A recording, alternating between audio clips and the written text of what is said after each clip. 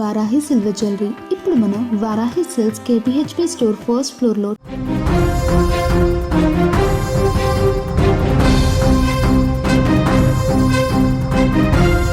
మార్కాపురంలో bus ప్రమాదం తల్లి కొడుకును వేరు చేసింది. పక్కన కొడుకు ఉన్నాడన్న ధైర్యం ఆ తల్లిది, అమ్మ తోడుంది అన్న నిశ్చింత ఆ కొడుకుది. ఇలా ఇద్దరు బస్సులో ప్రయాణిస్తున్నారు, కానీ వాళ్ళ సంతోషం ఎంతోసేపు నిలవలేదు. మార్కాపురం దగ్గర విధి వాళ్ళ బస్సును ఒక్క లారీ రూపంలో బలంగా ఢీకొట్టింది. కళ్ళు మూసి తెరిచేలోపు భయంకరమైన శబ్దం, చెవులు గింగిరిమనే అరుపులు. ప్రమాదం జరిగిన సెకండ్ల వ్యవధిలోనే బస్సులో మంటలు. ఆ మంటలు వేగంగా బస్సును చుట్టుముట్టాడుతున్నాయి. దట్టమైన పొగ ఊపిరిని ఆడనివ్వడం లేదు. తోటి ప్రయాణికుల ఆర్తనాదాలతో ఆ బస్సు ఒక నరకంలా మారిపోయింది. మృత్యువు వాళ్ల వైపు దూసుకొస్తోంది. తప్పించుకునే దారి లేదు. మంటల వేడికి చర్మం కాలిపోతుంది. దీంతో ఎలాగైనా తన కొడుకును కాపాడాలని ఆ తల్లి చేసిన పోరాటం ఫలించింది.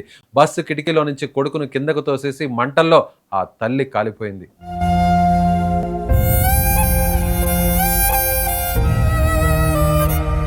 ఎస్, ఇక్కడ కూడా తల్లి ప్రేమ, తల్లి మాతృత్వం గొప్పతనాన్ని చాటుకుంటూ కొడుకుని ప్రాణాలతో కాపాడి మరీ ప్రాణాలు విడిచింది ఈ తల్లి ఉమాదేవి.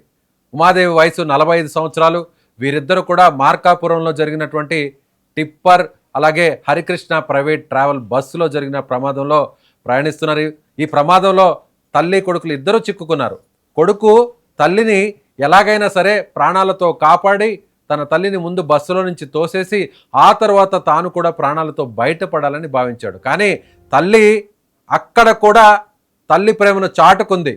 ముందు కుమారుడిని నువ్వు దూకు, ఆ తర్వాత నేను దూకుతాను అని ముందు కొడుకుని ఎంత వద్దంటున్నా కూడా ఆ కుమారుడు ఉమాదేవి కుమారుడు యువకుడు ఎంత చెబుతున్నా, అమ్మ నువ్వు ముందు వెళ్ళమ్మా, నువ్వు ముందు వెళ్ళు, నువ్వు ముందు నేను తోసేస్తాను నిన్నన్నా కూడా ఆ తల్లి వద్దురా నాన్న. ఉండేది కొన్ని సెకండ్లే. వెనక నుంచి ఓవైపు మంటలు, మొత్తం పొగ, ఏం జరుగుతుందో తెలియట్లేదు, ఊపిరి ఆడట్లేదు. కొన్ని సెకండ్లోనే చనిపోతామనే టెన్షన్, అంత బాధలో కూడా తన మహిళ అయినా కూడా తాను ఆడదైనా కూడా, కానీ అక్కడ మాత్రం తల్లి ప్రేమను చాటుకుంది ఉమాదేవి. ముందు కొడుకును తోసేసి, కొడుకునే వద్దంటున్నా కూడా కిటికీలో నుంచి బలవంతంగా తోసేసింది. కానీ ఆ వెంటనే ఒక్కసారిగా వెనక నుంచి మంటలు వ్యాపించాయి. అప్పటికే ఉమాదేవిని కబలించాయి. కానీ కొడుకు కాపాడాను, కొడుకు ప్రాణాలతో బయటపడ్డాడు అన్న సంతోషంతోనే ఆ తల్లి ప్రాణాలు విడిచింది.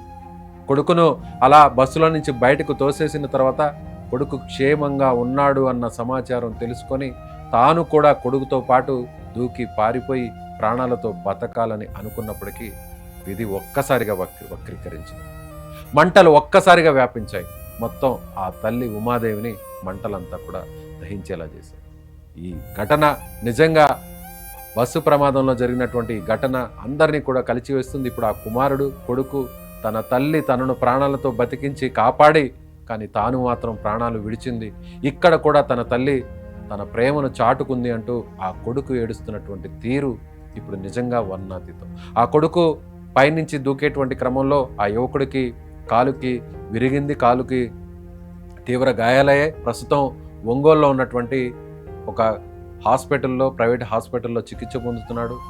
సో తన తల్లి ఇచ్చినటువంటి ప్రాణాలు, తన ప్రాణాన్ని ఒకసారి పోసిన తల్లి, 9 మాసాలు పోసి కని పెంచిన తల్లి మరొకసారి తనకు ప్రాణం పోసింది. అది కూడా తన ప్రాణాన్ని తనకు ఇచ్చింది. సో ఇలాంటి తల్లి నాకు మళ్ళీ ఇక రాదు, దొరకదు అంటూ కూడా కొడుకు విలపిస్తున్నటువంటి తీరు అక్కడ హాస్పిటల్లో ఉన్నటువంటి డాక్టర్లందరినీ సైతం ఒక్కసారిగా కన్నీటి పర్యంతం చేస్తుంది.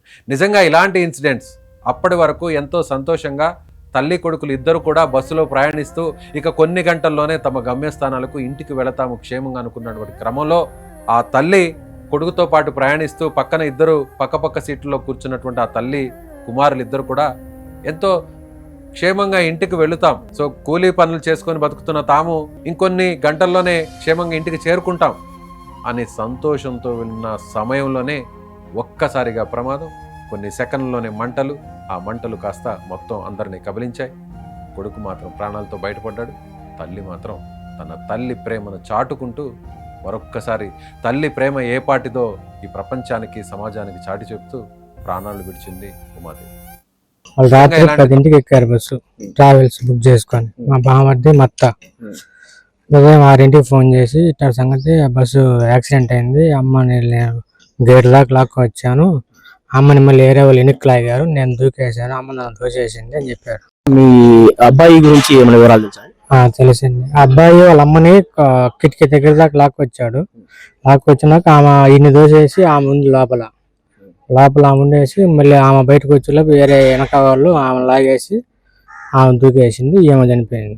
ఇంకా వివరాలు ఏమని చెప్పండి. అబ్బాయికి ఏమో కాలు ఇరిగింది, ఒంగోలు జాయిన్ చేసి రిమ్స్ లో. ఇంకా ఘటన గురించి జరిగిన తర్వాత మీకు ఎన్ని గంటలకు ఇన్ఫర్మేషన్ వచ్చింది? 6:30కి. 6:30 టైంలో మీకు ఇన్ఫర్మేషన్ వచ్చింది. ఆ అధికారులు మీకు కాంటాక్ట్ అయ్యారు? అది ఎవరు కాలే, ఈ అధికారికంగా మీకు చనిపోయినట్టు అసలు ఎవరు ఫోన్ చేయలేదు, ఎవరు చెప్పలేదు. మా బామర్ది సృహలోకి వచ్చి ఫోన్ చేశాడు.